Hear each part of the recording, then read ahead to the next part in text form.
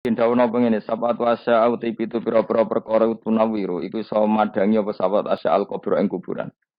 Ada 7 hal sing dadekno kuburan iku padang awaluha al ikhlas fil ibadah. Uti kawitane sapa iku al ikhlas fil ibadah ing dalam ibadah wasani kubirul walidain ngapi wong tuwa loro. Wasalis silaturahim wa roba iku Allah yudia. Yen to ora nyia-nyiano sapa wong umrohu ing umure wong fil maksiat ing dalem maksiat. Wal khamis wa Allah ya tabi ento ora anut sapa wong hawa ing hawa nafsune man. Wasa disutai kang kaping 6 iku ayat cita-cita ento tenanan sapa man fit taat ing dalem taat. Wasabe iku ayat sira. Yen to ngekenge kono sapa man dikrawuh eling Allah. Wal akhiratu ta akhirat zulmatun ya peteng. Aili kasratil ahwali korona ke prahara. Wasira jute sing madangi lah maring akhirat utawa zulmatil akhirat wal amali sholihu ngamal saleh. Ruya dan riwayat nopo ana saat temen kanjeng Nabi sallallahu alaihi wasallam kala dawuh sapa Nabi. Inna wa saat temen wa yuhibbu seneng sapa wa taala ayyuk khoda. Enjen to den lakoni apa biru khosi kelawan rukhsah pangeran. Ayyuk khoda enjen to den lakoni apa biru khosi kelawan kemurahan-kemurahane pangeran. Kama yuhibbu kaya oleh seneng sapa wa taala ayyuk khoda ento den lakoni apa bi azaimihi kelawan ketentuan pokok-pokoke pangeran utawa kewajiban-kewajibane pangeran. Inna wa sa'atana wa ta'ala ba'atha ngutus sapa wa ta'ala ning ingsun bil hanifiyah iklan agama sing hanifiyah. Sing condong, maknanya condong menghindari barang batil menuju barang hak. Wa hanifiyah itu selalu berkecenderungan benar itu jenis hanifah. Asam hati kang gampang. Rupane dini Ibrahim agamane Nabi Ibrahim. Orang yang hati sewalas Ibnu Asakir. Waruya lan tinwat napa ana sak temen kanjeng Nabi sallallahu alaihi wasallam kala dawuh sapa Nabi addu al azaima. Adu nglakoni ya sira kabeh al-azaima ing barang-barang sing pokok, sing wajib. Wektu lan nampa sira kabeh ar-rukhsata ing kemurahane pangeran. Nah, sing ora wajib ya kadang-kadang tinggal. Aja lakoni terus. Wa da'ulan ninggalno sira kabeh anasa ing manusa umbarno. Fakot kufi itu mongko teman-teman dan cukupi sira kabeh hum anas rawul khatib. Ruya terwayat Nabi sallallahu alaihi wasallam kala dawuh sapa Nabi malam yakbal rukhsata Allah. Mante sapane wong lam yakbal ora nampa sapa man rukhsata Allah ing rukhsahe Allah. Orang yang tidak menerima rukhsahnya Allah Ta'ala.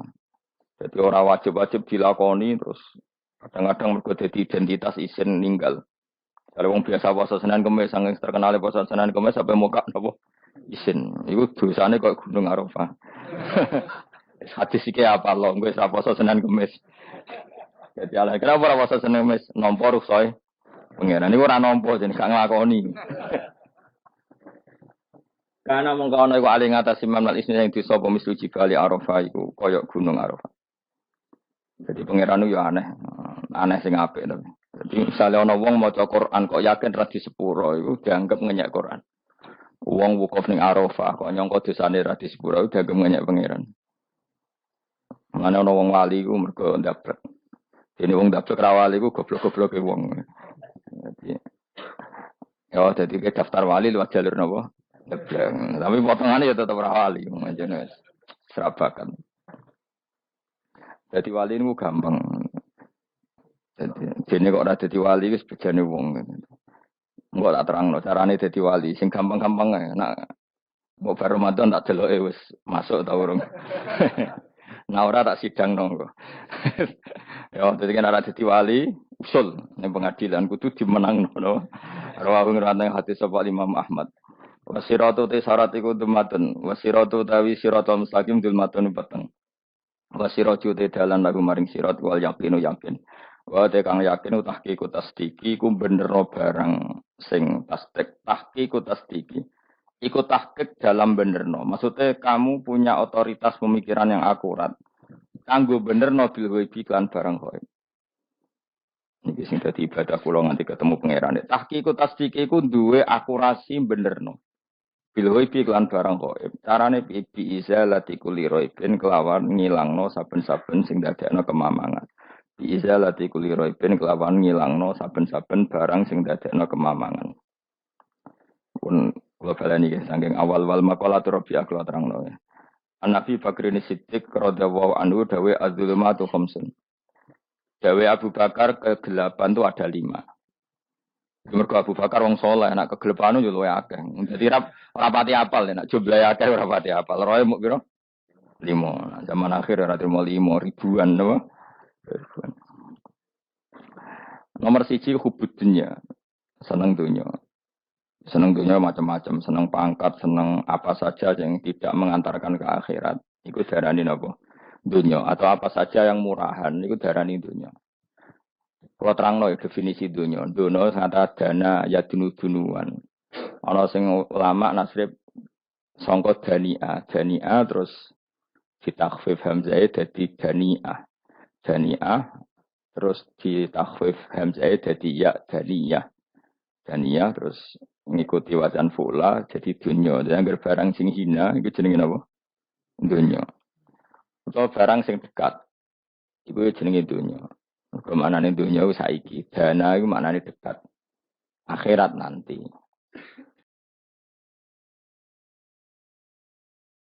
Serungokno wae kok kowe suwe-suwe paham. Sehingga sesuatu yang tidak murahan, kayak sujud, kayak sodako, kayak ngaji, itu randunya. Ini kesaksian akhirat. Sehingga ketika Ibnu Khaldun itu, Allah itu ngeritik dunia ya yang perlu dikritik.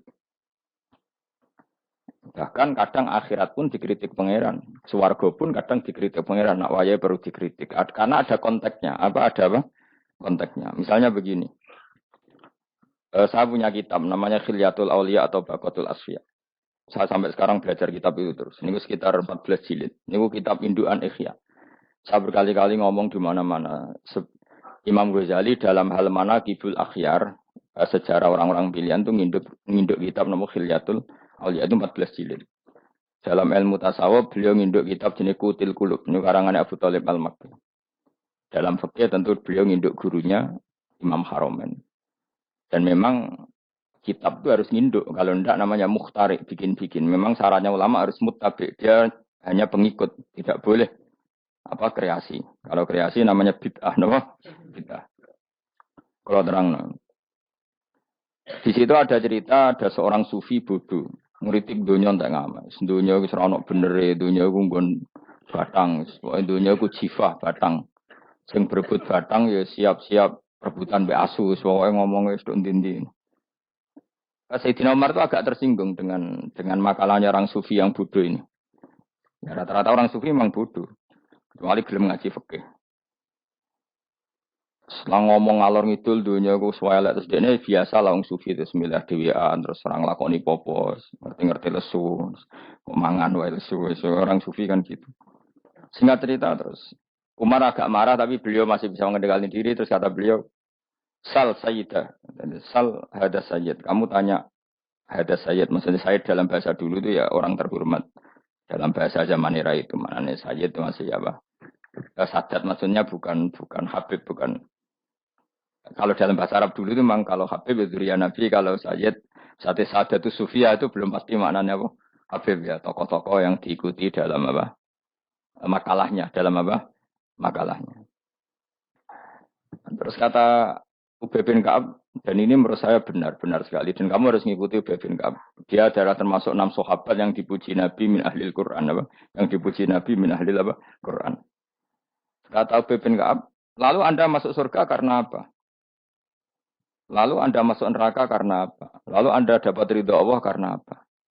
Kamu itu bisa masuk surga, lihat karena kenangan di rumah ini. Maksudnya karena dunia ini.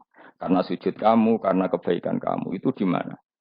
Allah mereferensi amal kamu ya di dunia ini. Kamu masuk surga karena sujud kamu di dunia ini. Nanti masuk neraka karena keangkuhan kamu di dunia ini. Fahadi dunia mi'yar. Dunia ini adalah takaran. Semua referensi Tuhan tentang akhirat itu merujuk kelakuan kita apa? Di dunia. Sehingga kalau kamu masuk surga selamanya lama, itu ya karena kebaikan kamu di dunia. Maka jangan kritik dunia ini. Karena dunia itu mahalu sujudika, mahalu ruku'ika, mahalu pokoknya dia marah-marah. Sehingga semenjak itu kata Ibnu Khaldun orang tahu dunia yang dikritik adalah dari madatul kalimat dani'ah. Suatu yang murahan. Apa? Yang murahan. Sehingga kalau misalnya orientasinya itu kebesaran li'ilai kalimatillah, maka itu tidak termasuk dunia. Dan yang suasananya akhirat tapi motifnya adalah kasal, kemalasan, itu yang benar-benar dunia. Makanya Imam Syafi'i sering kritik tasawuf itu sampai usis sati tasawuf alal kasal. Ilmu tasawuf itu basisnya itu karena pemalas. Karena tadi, misalnya begini, ini contoh paling gampang. Zaid itu di daerah pinggiran. Di daerah pinggiran di mana Islam itu minoritas. Terus dia ingin kaya raya supaya bisa bikin masjid atau bikin komunitas Islam. Atau dia ingin jabat jadi lurah supaya nggak ada pelarangan orang sholat karena dia yang punya otoritas bikin aturan. Atau kalau mungkin skup lebih besar, dia ingin jadi bupati supaya daerah situ familiar dengan Islam karena pejabatnya Muslim. Itu tidak dunia karena semua orientasinya untuk mengawal sujud, mengawal kebenaran. Tapi kalau kamu di daerah pinggiran, kemudian milih DWA, SKB kersane pangeran, sidik-sidik kersane pangeran, terus kamu meninggalkan aktivitas dakwah. Itu yang dunia, karena motivasi kamu adalah al-kasal, males dari mewarnai buminya Allah ini dengan sujud. Ini yang banyak orang sufi salah paham. Makanya orang sufi harus ngaji fikih. Pendeknya roh, dilingno wong alim, wong fikih, nak kitmanul ilmi ku haram. Kitmanul ilmi haram. Menyimpan ilmu itu haram. Tidak memberi kontribusi dalam proses orang sujud adalah haram. Tidak memberi pencerahan pada umatnya Nabi adalah haram. Menikmati keasikan yang pangeran dewi adalah haram. Dia harus diingatkan gitu terus. Kalau enggak, itu bahaya bagi agama ini. Makanya dulu itu enggak ada orang sufi yang enggak ngaji ulama fikih. Sekarang kebalikan, malah wong sufi darani fikih mau kulit dene wis tok hakikat, sembrono. Oh tak tobat nontonan ketemu aku. Itu bahaya, paham seperti itu tuh bahaya. Karena sekarang itu sufi itu jadi identitas kesalehan. Jadi yang rumah kome sufi koyo-koyo sak dhuwure ahli napa? Fikih. Itu bahaya. Karena tadi sufi itu akan ngeritik dunia sepedas-pedasnya. Kemudian ujung-ujungnya meninggalkan dunia, kemudian happy-happy asik pangeran dewean dan membiarkan umatnya Nabi ini berserakan kemana-mana, tidak terlibat sama sekali, tidak memberi kontribusi sama sekali. Cara bahasa gampangane orang gelem amar ma'ruf, gak gelem nahi napa mungkar. Tapi bahasa amar ma'ruf nahi mungkar kan saiki dadi gerakan ekstrim. Makanya ora tak bahasa amar tidak peduli, tidak mulang. Mergo saiki bahasa saiki repot terus.